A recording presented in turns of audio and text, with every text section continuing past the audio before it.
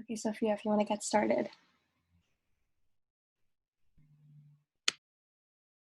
All right. Hello, everyone. So welcome to our Faculty Fest Commerce webinar. Again, one last reminder, please keep your video and microphone off throughout the webinar. And one thing to keep in mind at the end as well, we're going to have a little Q&A. So at any point throughout the webinar that we're running, if you have a question about anything at all, whether it be something the panel has said or something you've had on your mind, just message Malika through the Zoom chat function. And then at the end, we'll try to get through as many questions as possible.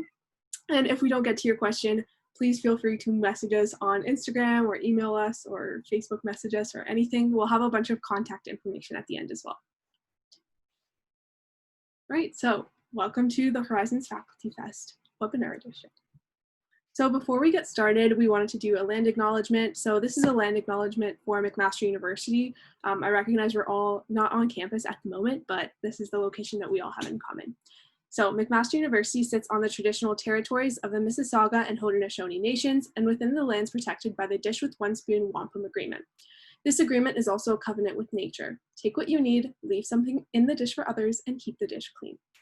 We share this acknowledgement with you today to urge everyone to reflect on who originally protected and cared for this land, how we came to be here, and the responsibilities we hold in caring for the land we share with the community. Especially in institutions of higher learning like McMaster, it's our responsibility to create this space where we can engage in conversations about the reality of our history, challenge our dominant ideologies, and continue to call out injustices and inequalities that impede us from Indigenous justice and reconciliation. So we take the time, we encourage everyone to take the time to learn and reflect on the history of the land that you are on right now, and you can actually find out that information using that link we provided on the slide. All right, so let's hop on and get started. So Nagar is going to do a quick intro of the McMaster Students Union and Horizons. Awesome. So the McMaster Student Union is also known as the MSU. It's a student organization that represents over 24,000 students. It's comprised of pretty much all undergraduate students enrolled in 18 units or more. So if you're a full-time student, the MSU already represents you. They run over 36 business units and services to help enhance student life. So business units are usually on campus, and then they have services for first-year students as well, like specifically, and those will all be running online. So Horizons is a service that's governed by the MSU, and I'll explain in the next slide what Horizons usually is and what it looks like this year. So Horizons is a 3-day, 2-night leadership conference that actually takes place on campus. So usually we have students coming on campus and staying on residence, and they do kind of like all different types of leadership activities. We get to take them around Hamilton. But obviously due to COVID-19, conference was canceled for this year. So we decided to kind of plan an alternative programming that's still online to still bring you the same kind of valuable skills that you would learn at conference. So one of the things that we've been doing is these online webinars, and you know, they're all on YouTube. We've recorded all of them. So we've had things from like student life, all the way to like how you can get involved and all those good stuff. So this is kind of our last session and a last little bit on just like your different faculties. We also have sessions that we would usually have like during conference, where students can gain a lot of valuable skills and get to like know themselves more a little bit, and those are actually kind of altered to an online programming as well. So if you follow us at MSU_Horizons, we posted these sessions on there. As well, our sessions coordinators have been doing some takeovers to kind of explain the sessions a little bit more and the goals of each session. So yeah, we hope that you're gaining a lot from these experiences that we're able to provide online during these times. Awesome, so welcome. This webinar, again, like Nagar said, is part of a weekly series. So this is actually our last week of doing webinars, and we're ending it with a whole Faculty Fest extravaganza. So there's a webinar for each faculty. So this week, again, it's our last webinar, but if you missed the rest of them and this is your first time here, or maybe you just missed one or two, they are all uploaded on the MSU Broadcast YouTube channel. So if you ever need them as a resource, please feel free to check that out. Also, don't be shy. If you don't follow us on Instagram, go ahead. It's at MSU_Horizons. And that's where all of these YouTube videos will be linked, as well as the PowerPoint and recording from this webinar. And if any new questions come up again throughout the webinar, please use the chat function and message Maliha, and she'll run a Q&A at the end of this webinar. Okay, so we're going to get started by introducing our team. So Malika, if you want to go ahead. Hi, everyone. So my name is Maliha. My pronouns are she and her. I'm going to my second year of honors kinesiology, and I'm Horizons Outreach Coordinator this year. I'm also, like Sophia mentioned, one of your moderators. You can send any questions you have about anything throughout this webinar to me in the private chat function. Awesome. And my name is Sophia. I use she, her pronouns. I'm going into my third year of health sci, and I'm one of the events coordinators for Horizons this year. And again, I'm going to be moderating the webinar today, so you will be hearing me talk. Hi, my name is Gari. My pronouns are she and her, and I'm one half of the sessions coordinators for Horizons, and I will be an administrator for this webinar. So if there's any logistical issues or if you have any problems throughout this webinar, just feel free to message me. Hi, my name is Josephine. My pronouns are she, her. I'm the Horizons Media and Design moderator. Whoa. Horizons Media and Design Coordinator, and I'll also be another administrator for today's webinar. Awesome. Yeah, so if anyone has any technical difficulties, please message Joe or Gari and they will help sort it out for you. All right, so now to introduce our lovely panel of commerce reps, we can get started with that. Hey guys, my name's Kyle Armstrong. I use the pronouns he and him, and I'm going into level 4 of the Honors Commerce program. My area of focus is marketing, and I'm actually also pursuing a minor in innovation. A little bit of fun facts about me. I actually just did a 1-semester exchange last year in Aarhus, Denmark, and I just recently finished up a 12-month marketing internship at Dyson Canada through the Commerce Internship program. So I'm actually going into my 4th year of studying, but my 5th year within the program, if that makes sense. So yeah, that's a little bit about me. Hi, I'm Danya Ziarati, and my pronouns are she, her. I'm currently going into my 2nd year of commerce, and I'm not entirely sure what my area of focus is, still undecided, but I will be pursuing a minor in innovation. And things I like to do is cook and travel. Well, not anymore because of COVID, but yeah. Hi, my name is Jeffrey Boki, and I go by the pronouns he and him. I'm going into 2nd year of commerce, and I'm going to pursue a minor in psychology. And my goal right now, I'm deciding between HR and marketing because we specialize where we choose our sort of like zone after 2nd year. And a fun fact about me is I really like sports, but obviously I'm so excited for them to start back up again. Also, follow my Instagram, and if you have any questions, I'm happy to answer them. Hi, I'm Brianna Da Silva. My pronouns are she and her. I'm going into my 2nd year of integrated business and humanities. Most likely, I'm going to be going into a minor in community engagement, but I'm still not too sure.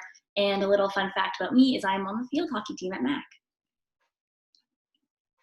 Awesome. So we have a few different sections of this webinar coming up, including academic advice, Mythbusters for the Faculty of Commerce. But before we jump into all of that, we're just going to have our reps give us an overview of the Faculty of Commerce.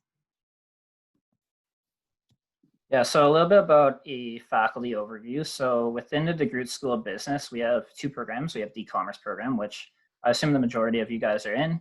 And then we also have the IBH program as well, which stands for Integrated Business and Humanities. And then we go into areas of focus and minors as well. So when we go to areas of focus, I'm sure a lot of you guys are familiar with these, and you guys are just going into 1st year, so you're not quite sure of what you guys maybe want to specialize in. One thing to note is the DeGroote School of Business, unlike other schools, we don't officially have to declare a major. It doesn't go on our degree or anything like that. Really, what happens is within 1st year and 2nd year, you guys have required courses, which will give you a general understanding of all of those areas of focus. And then once you get into your 3rd and 4th year, you'll start getting opportunities to take a lot more electives, and you can start taking more courses that has to do with the area of focus that you might want to start doing once you graduate, or something that's of interest to yourself. You don't have to pick one in particular. Honestly, you could pick a mix between the 2. You could take all general courses. It's up to you, really, what you decide to do. The most common ones are probably the accounting and finance and marketing areas of focus. And that's just mostly what has to do with the amount of courses that you get introduced to in the first and second year. But I know quite a bit of people that are in HR, operations, and info systems as well. And then I quickly just want to touch on minors as well. You notice that a lot of our panelists are planning to do minors or are already doing minors. Just for a little bit of background, a minor also is completely optional. And really what it does, it's something if you want to take a little bit of further interest in something outside of the realm of business. So some popular ones are economics, innovation, which is what I'm taking, and it's really quite brand new. It's just been introduced within the last couple of years. There's math, psychology, and sustainability. Like I said, completely optional. Some of the reasons why you might want to pick a minor is that honestly, looks really good once you graduate and you want to apply for a job or you want to apply for grad school. It's a really good talking point, especially when it comes to interviews or applications. So really, it's completely up to you. Cool. Something I wanted to just quickly ask that I know I was wondering in first year is like, how many courses do you have to take to get a minor in a certain topic? And like, when would you apply for or declare that minor? So I can answer that question. Really, it depends on which minor you take. So I know for sure when it comes to innovation, you have to take 4 required innovation specific courses. And then a lot with specific minors, you'll already be qualifying for a lot of those courses that you're required to take, which are automatically taken within your business program. So a lot of those you don't have to worry about. But honestly, within each specific minor, you'll probably have to take within 4 to 5 additional courses that are specific to that exact minor. And for the most part, you really don't take those specific courses until you start getting into your 3rd and 4th years, once you start getting a lot more electives and you can open up your timetable. When it comes to actually declaring your minor, you don't have to do that until your final year of study as well. So honestly, all these things are completely up to you. You're not held accountable to these things. These are just kind of options you can pick once you start kind of building the roadmap of what you want to study throughout your 4 years. Cool stuff. Awesome. So I just gonna add one little thing to that as well, is that if you go on the internet and you can just search up like minors McMaster, minors at McMaster, then you can see like a whole list of all the minors you can take and see like what courses you'll need to take in case for some minors, I know you have to take a specific, like let's say a 1st year course through your elective so that you can fill the prerequisites for the later courses that you do. So for this section, I'm just going to go over a few of the courses that you're going to be taking in 1st year. They did change it a little bit from when we were in 1st year last year. They changed a couple courses around, added a few new courses as well. So the first one is Commerce 1 GRO, which is going to be more focused on like your personal development and career development and kind of giving you a sort of an introduction to McMaster and some of their policies and things like that. I think that's only once a week, so it's not anything crazy like course load wise. Commerce 1 AA3, financial accounting, pretty straightforward.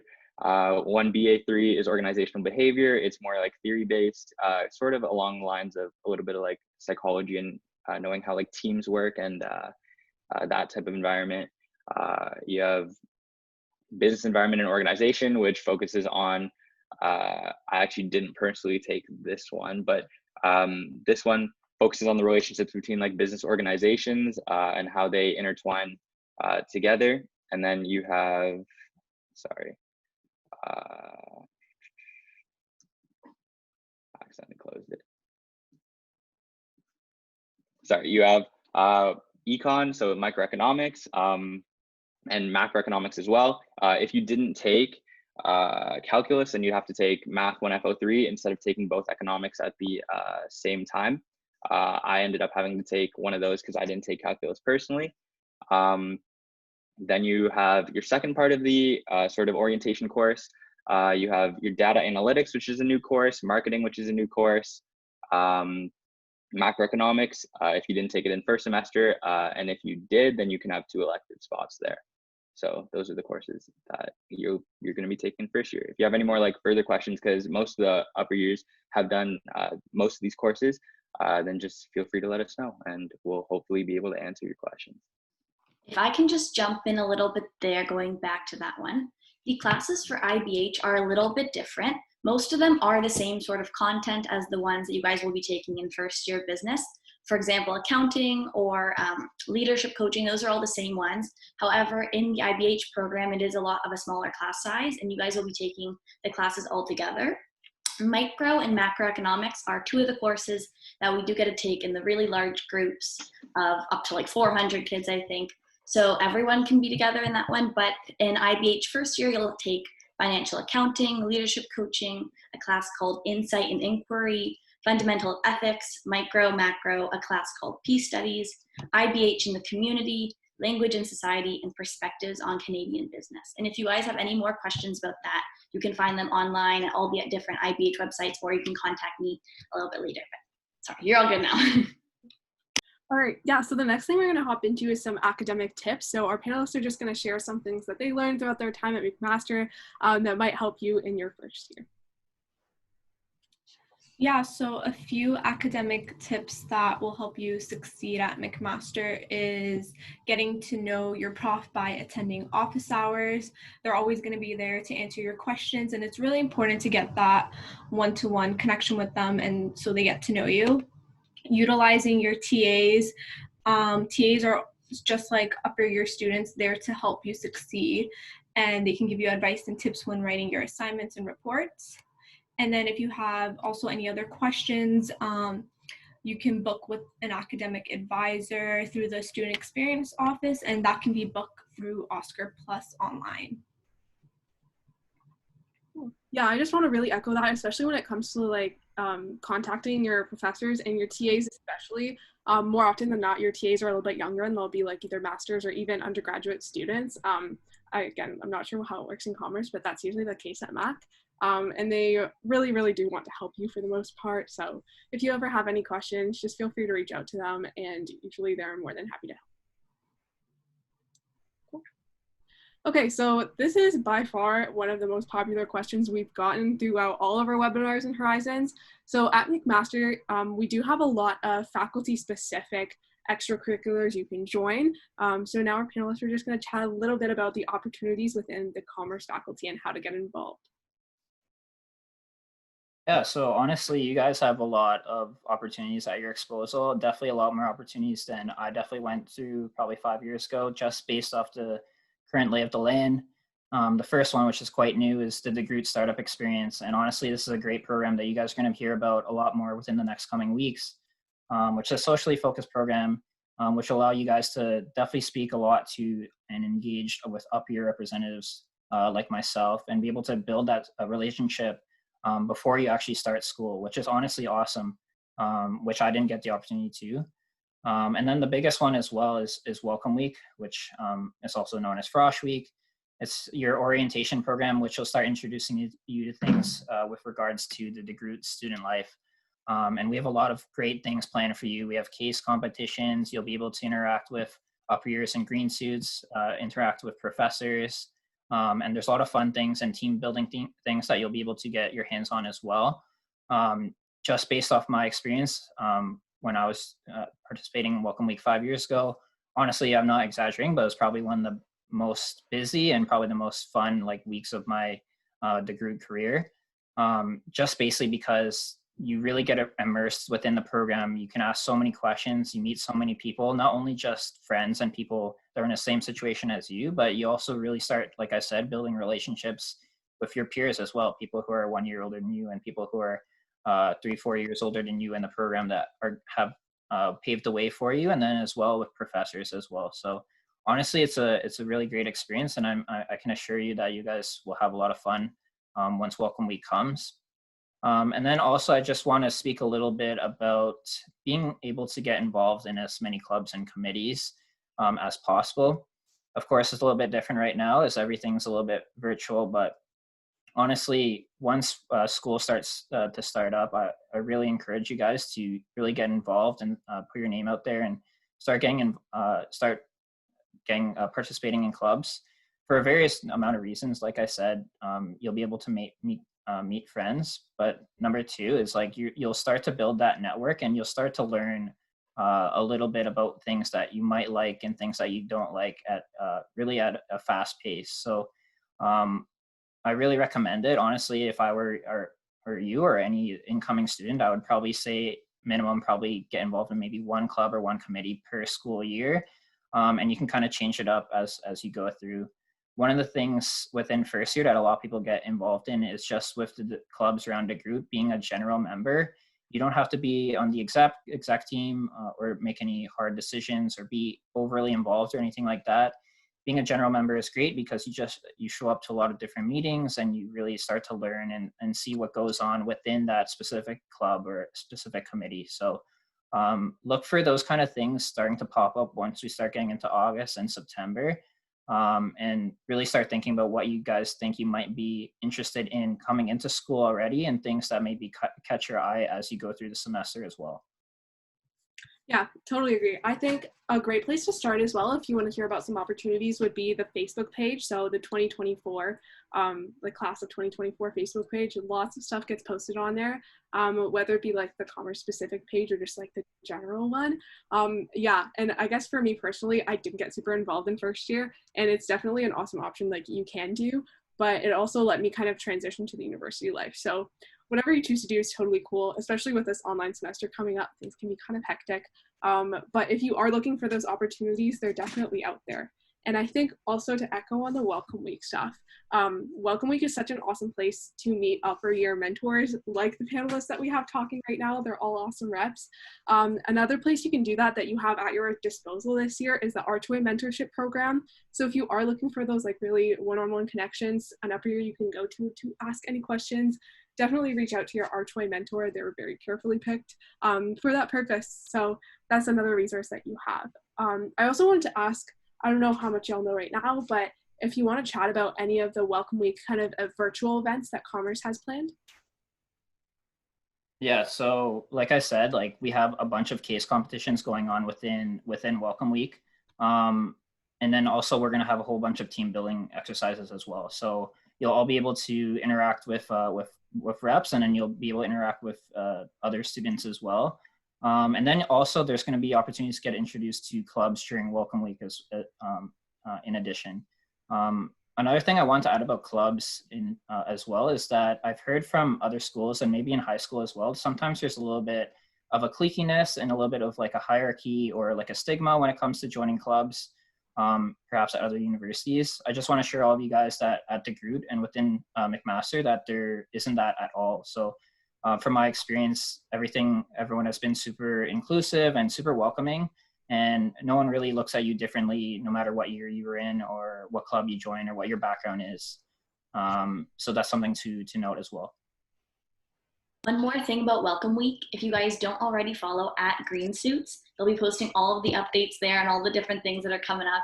And our co-planners are amazing, and everyone on the team is really great, just coming up with all these really fun ideas to make it all a great time for you guys. So yeah, check it out.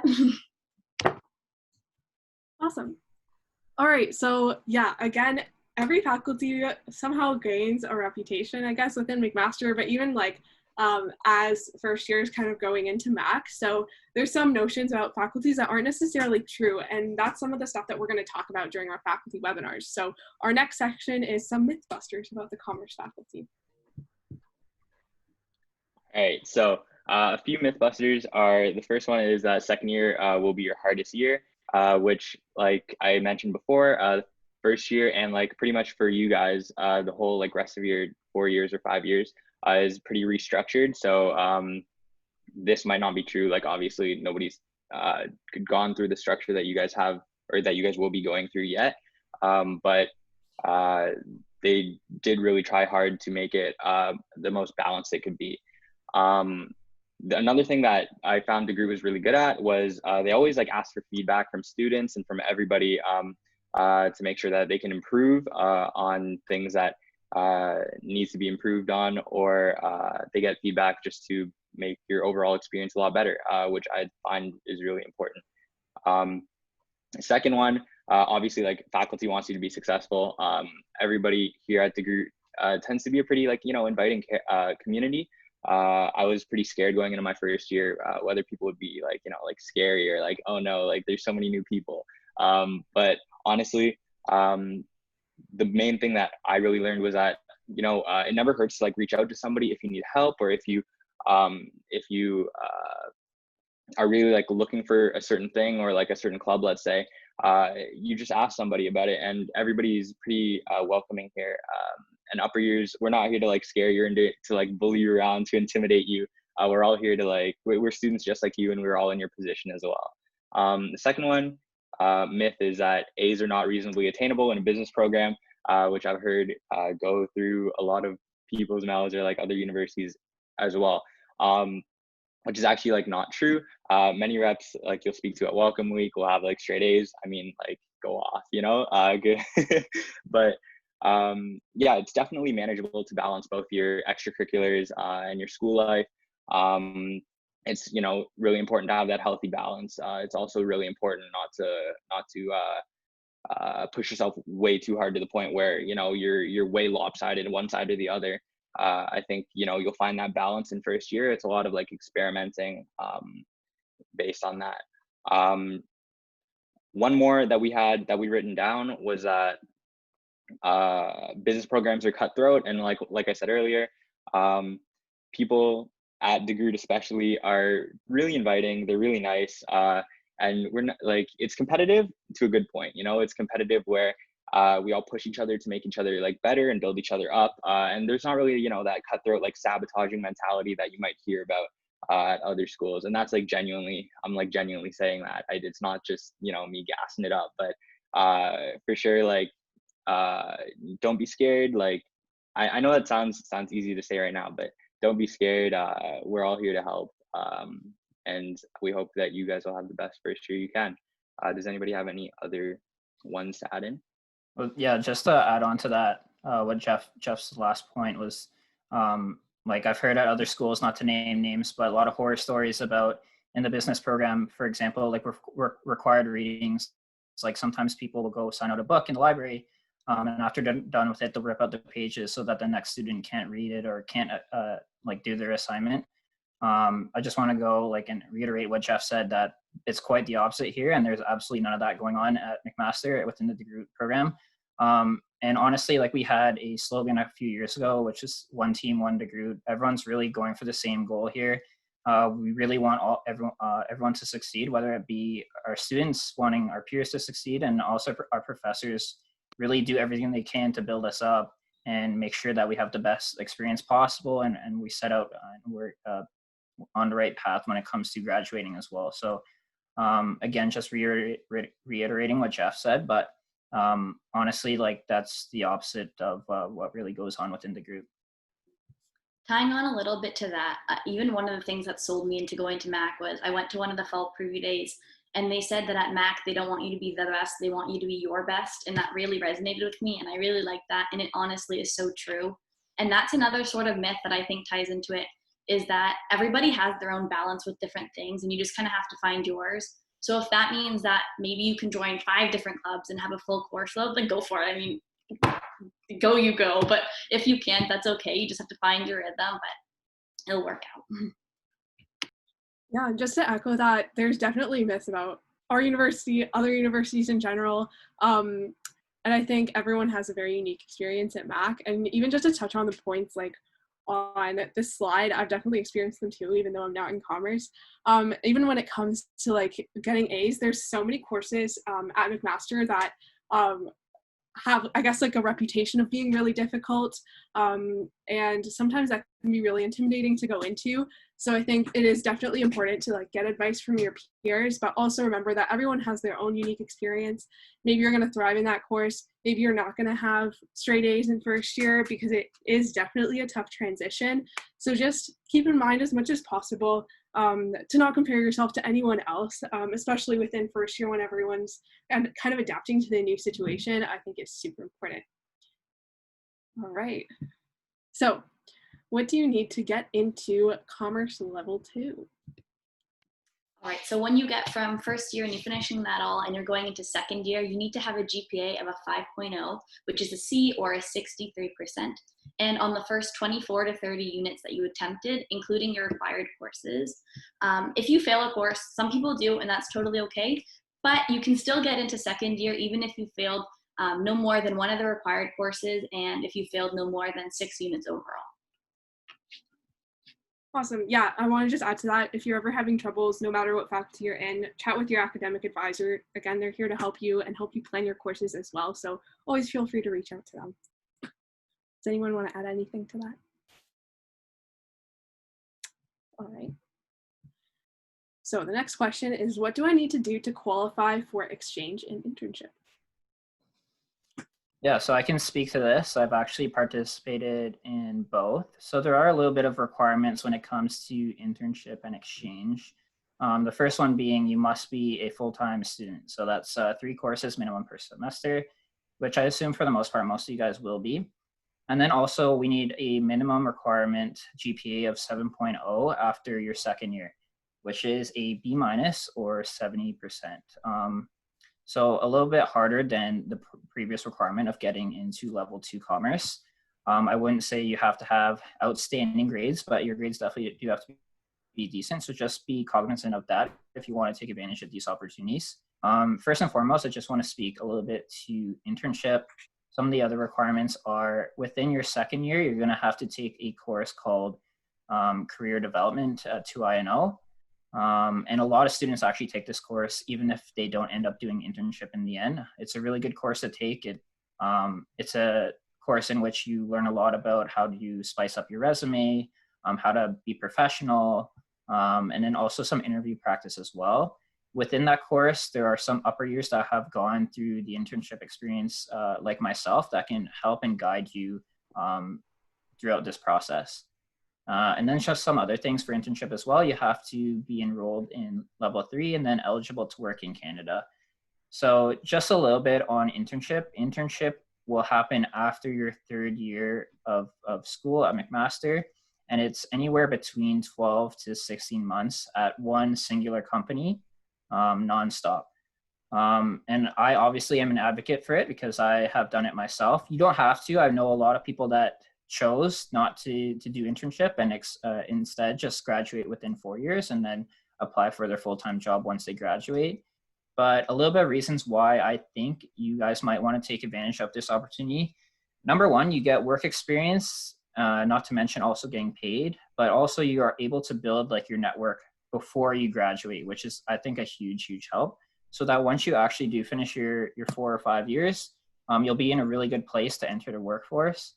And then number 2 as well, I know throughout the like your 4-year process, sometimes there's a little bit of uncertainty of what you want to do once you graduate, whether I want to do accounting, whether I want to do finance or marketing or whatever it may be.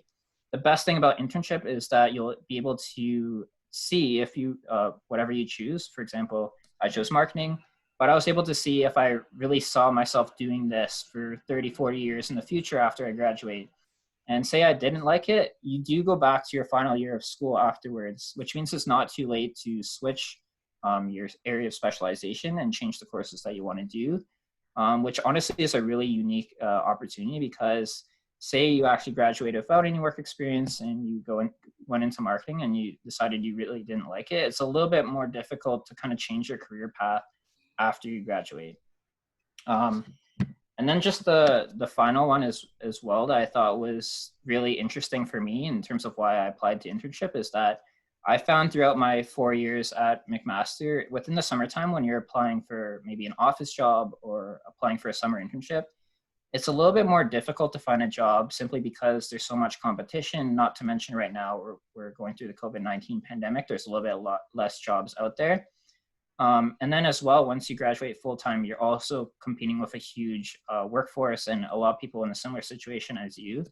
The best thing about internship is that there are companies that have signed an agreement with the group that are coming to us in terms of hiring someone within our program. So at the end of the day, like the chances that you'll receive a job is a little bit higher than if you were, like I said, go into the general workforce, which I found was a little bit more appealing to me. And a little bit more encouraging too in the fact that I thought that I really had a really good chance of finding work. And then also like honestly, I just thought it's a great opportunity too, even perhaps if you don't get an internship, or if you decide in the end that you don't want to do it, going through the internship process was a great opportunity to, like I said, you'll be able to participate in the career development course, enhance your resume, and then go through the realms of various interviews with real employers, which is different from practicing with your friends, but with real employers, I thought was really great for my career development. So that's something to note as well. And then just a little bit on exchange. Danya can speak a little bit to this as well, because she's planning to do it in her next year. You do have to be enrolled in an honors program.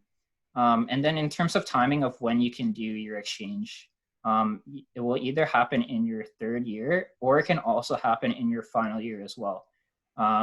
That's pretty rare. So in that case, it would be after you do your internship, you can actually do your exchange too. That doesn't happen too often, but just know it's an option as well. So yeah, honestly, in terms of these opportunities, after first, second year, I kind of got into a mindset of really trying to do as much as possible and take as much of an advantage as possible with my degree and my opportunities at the group, which is kind of the reason why I went into these kind of two realms. So if you have any more questions, feel free to ask me. Yeah, so yeah, you can email me, or you can hit me up on Instagram too. Danya, maybe you can speak a little bit to kind of the application process in the next couple months here. So adding on to the exchange, so I'm currently going into my second year, and that's when you kind of have to start planning on how it's going to work out. So usually like halfway through the semester and first semester, you're going to have to attend a few exchange workshops, which can be booked through Oscar Plus, as well as you're going to have to book an appointment with your academic advisor and talk to them, and they will help guide you out on how the whole process works. As well as when I was looking at certain schools, the GPA of 7, that's like, I would say the minimum, because there's certain schools that require a 9 or an 8, depending on where you're going. Like a few schools in London require a higher GPA, so it's good to keep that in mind as well. Yeah, there's definitely places for exchange that are kind of linked to McMaster all over the world. So yeah, definitely explore. Also, something super quick I know I did not understand in first year was McMaster's GPA scale. So does someone want to explain like why it says like 7.0 and not like 4.0? Maybe the difference we have at Mac? Essentially, I think if you hit a 12 at Mac, that's equivalent to a 4.0. It's different in other schools. So like at Mac, a 12 is like a 90 and above. But I know in other schools, if you have 85 or above, that's a 4.0. But at Mac, that would be like an 11. So there's a conversion scale thing online on McMaster's website that you can look at as well.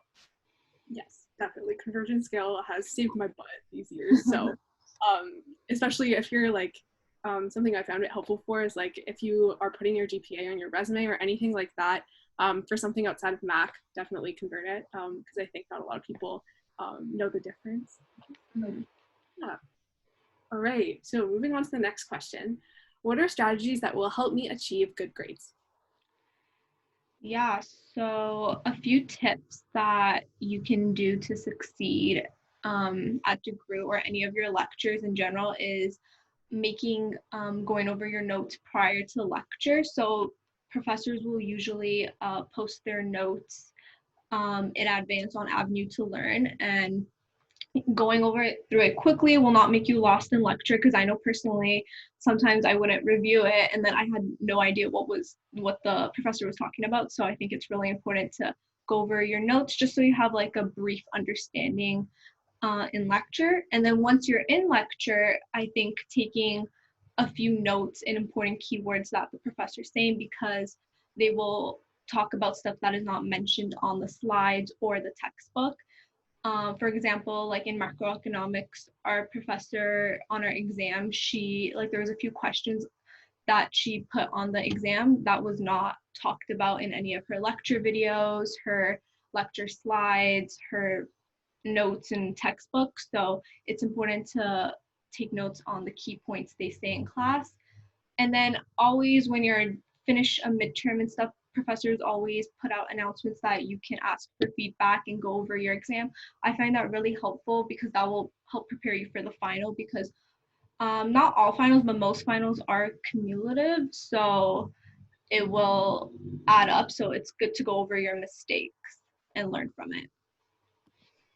Yeah, I also just wanted to stress as well is that with all this being said, like please like take into consideration too that everyone kind of learns differently, and then also professors kind of teach differently as well. So it might take you a little while in terms of you guys kind of figuring out how you learn best. Like I know for some people they're visual learners, some people like to write things down on like pads of paper, some people like to type notes, and then also with professors as well, like they like we mentioned, they can teach differently too. So some people might strictly lecture and might not write anything down on the board, and some people might just read word for word from their PowerPoints. So kind of take that into consideration and with a grain of salt too. And then just in terms of study habits, like I know like in high school, like for the most part, it's very easy to procrastinate. And don't get me wrong, like there's going to be some times in university where you procrastinate as well. But I think a key kind of principle to live by in university is that compared to high school and university, you have a lot of time, like a lot more free time compared to high school, especially in the business program. Like if you compare us to other programs at McMaster, specifically like engineering, the amount of class that we have compared to them is a lot less. And with that means we have a lot more free time. So I think the biggest thing to kind of learn from that is if you kind of study at like a consistent rate, you'll do a lot better. So what I mean by that is just reviewing your notes when it comes to like different classes, whether it be every day or every other day, really will help out in the long term when it comes to your midterm or when it comes to your final. It's really quite difficult to do all your studying for a midterm or for a final the day before or 2 days before. Like I said, it has been done before, but honestly, I would not recommend it. It's very stressful. And if you guys just keep with your consistent study habits, I think it will definitely be beneficial. Nice. Yeah, something I want to quickly add is in courses at Mac, I found that profs usually have different grading schemes available. So let's say like you mess up a midterm, it might not necessarily count towards your final mark. So sometimes they'll have different options for you. Like if the midterm's 20% and you do better on the exam, they'll move your midterm, like they'll put your midterm mark to like 0, and then they'll move the weight of the midterm to the exam, if that makes sense. So even if you don't do well on an assessment, it's not necessarily like the end of your mark in that course. So definitely something to keep in mind, especially with bigger classes. And first year, it's pretty common. All right, so that brings us to the end of our slide deck. So now is the time, if you haven't already, to send some questions into the chat to Maliha. And Maliha, if you want to take it away. And yeah, that's great. So we have around 10 to 15 minutes for questions. So we'll try to get through as much as we can. So our first question is, what is the difference between honors commerce and general commerce? And how do we know if we're eligible for it? So I can answer that one. You can actually look online. It'll tell you, I think the biggest difference is just where you're at in your GPA after like in your upper years. Obviously like it's a cumulative GPA. So like your first year like does count into it as well. But you can look on the academic calendar and it'll tell you specifically what GPA you need, and it'll also like go over the list of all the courses that you have to take as well. All right, great. So our second question is, what is Oscar Plus? So Oscar Plus is like, I guess, an online platform. You can just search it up, Oscar Plus McMaster, and it's basically an online platform where you can book a bunch of your academic advisor sessions, as well as workshops provided by the MSU, and yeah. Yeah, just to add on to that as well, like honestly, I didn't use Oscar Plus too much in first year, but you'll definitely use it throughout your 4 years when it comes to booking academic advisor sessions. But then also, like I mentioned before with Internship and Exchange, you actually do your applications, and the job postings for internship are all on Oscar Plus. So you'll become quite acquainted with that in your 3rd year if you choose to do that. And then for Exchange as well, you'll do your application on there as well on Oscar Plus. Okay, so another question. Do you do internship interviews while you're on exchange? And if you're not in the country, and is it common to do both internship and exchange? That's actually a really good question. So I actually did half my interviews in person before I went on exchange, and then the other half, and the interview for the job that I actually got was actually on exchange. They'll accommodate you completely. They'll set up times that you're able to do. They'll take into account the time change too. And you'll do interviews either over the phone, or you'll do them face to face over Skype or through Zoom.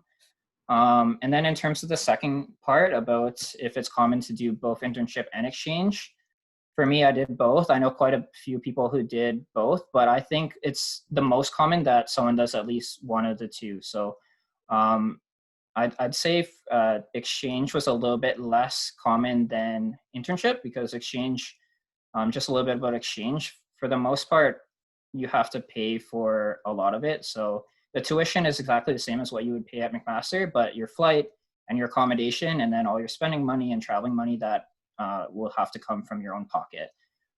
That's kind of the reason why not too many people do exchange, but if you can do it, I would definitely recommend it. And then internship, I would say, is quite common. I think this past year, about 200 people did it. And it really comes down to who's really eligible to do that actual internship. Like I said, some people might choose not to do it. That's their own decision. But for the most part, the people that don't do it actually aren't eligible academically. So like I said, just make sure that you're on top of your grades and that you kind of reach that threshold once you get to the internship part of your degree. Yeah, I'd like to add to that. For exchange, I heard about a few different like bursaries you can get. So if it is a financial barrier for you, might not be the end of the world. Because I can't remember how much they were for. I was trying to remember. But you should either get an email from McMaster when some scholarships and bursaries like that are open, or if you just want to give it a Google, like McMaster exchange scholarships or bursaries, something should come up.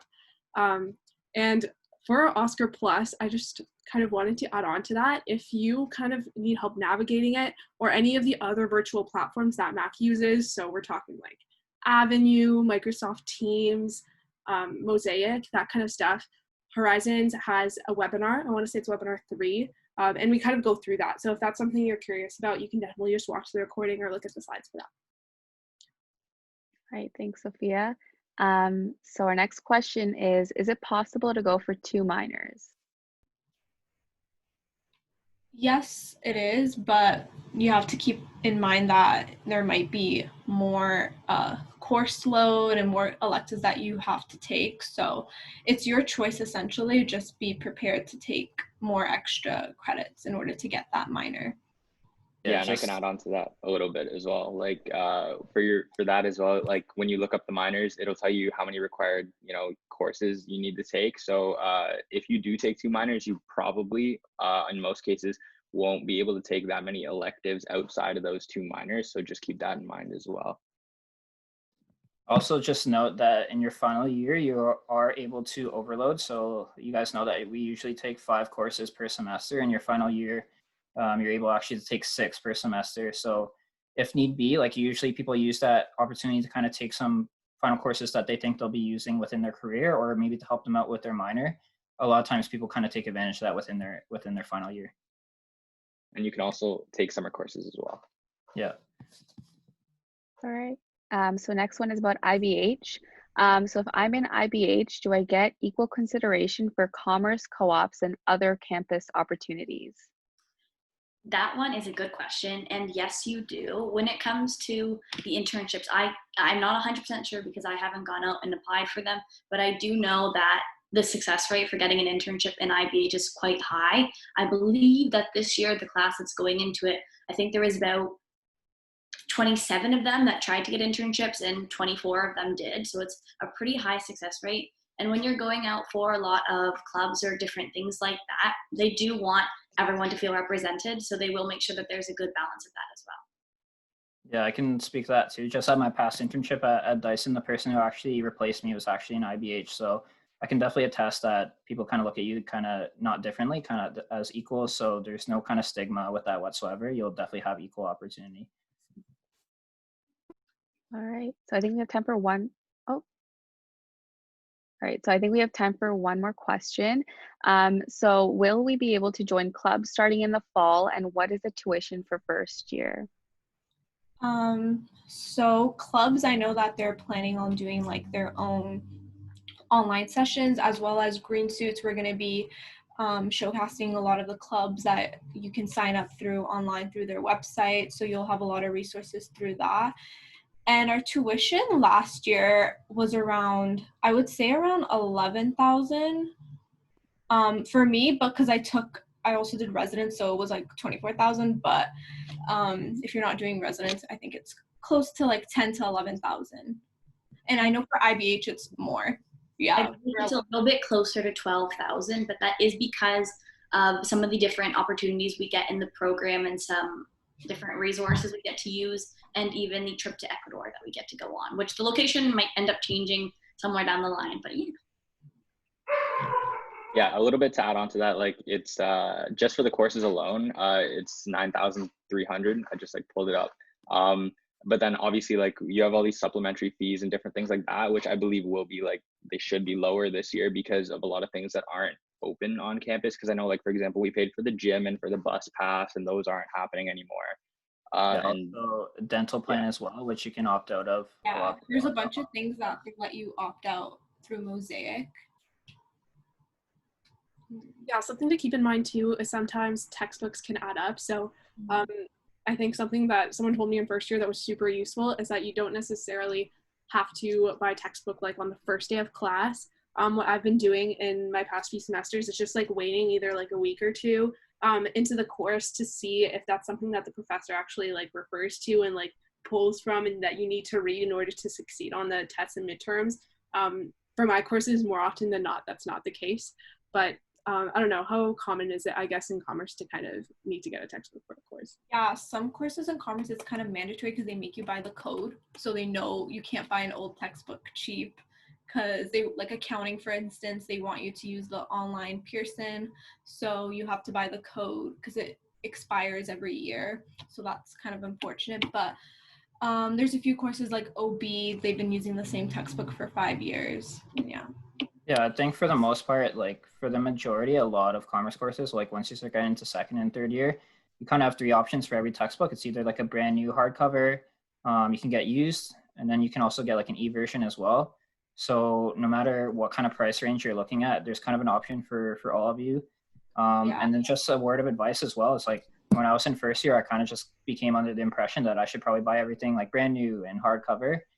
That's not the case whatsoever. So yeah, it really doesn't matter. Like it's kind of up to you what your price range is at. Don't feel like you're pressured or forced to buy something that's brand new hardcover unless, like Danya said, it's required where there's some sort of like electronic aspect or code that you need. Yeah, also you can go on Facebook, like the McMaster used textbook page. If you can just search it up, you can like that page. A lot of students post their used textbooks, and then you can pick it up on campus. It's super convenient. Another thing to tie in there, if the classes do require one of the Ecodes, I know a lot of times you can just buy that separately as well and not have to buy the hard copy textbook with it. And if you are someone that really likes the physical style learning, you can also buy the textbook used and then just add on a code for that as well. Mm-hmm. Awesome. Okay, I think we're good. So unfortunately, that's all the time we have today. So be sure to follow Horizons on Instagram to stay updated with any of our postings. This webinar's recording and slides will also be posted in our Instagram bio, and follow Green Seeds on Instagram to find out about all the things that Commerce is doing during Welcome Week and beyond. So I'm just going to leave this slide up for a second. If y'all want to take a screenshot, if you had any questions about what any of the panelists said during the webinar, this is their contact information and our contact information. If you ever want to reach out, feel free to do that. I think everyone's more than happy to answer your questions. All right. Yeah, thanks so much for coming, guys. You can hop off and I'll be. Thank you. Thank you. Thank you. Good.